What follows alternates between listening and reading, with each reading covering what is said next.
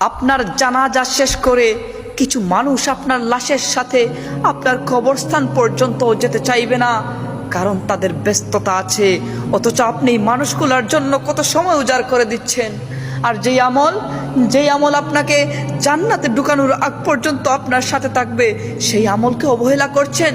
মনে রেখো বন্ধু, the time that is gone will never come again.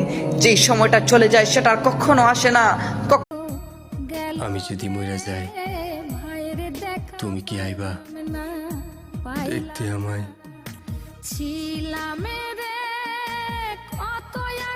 हरा गुंबद जो देखोगे जमाना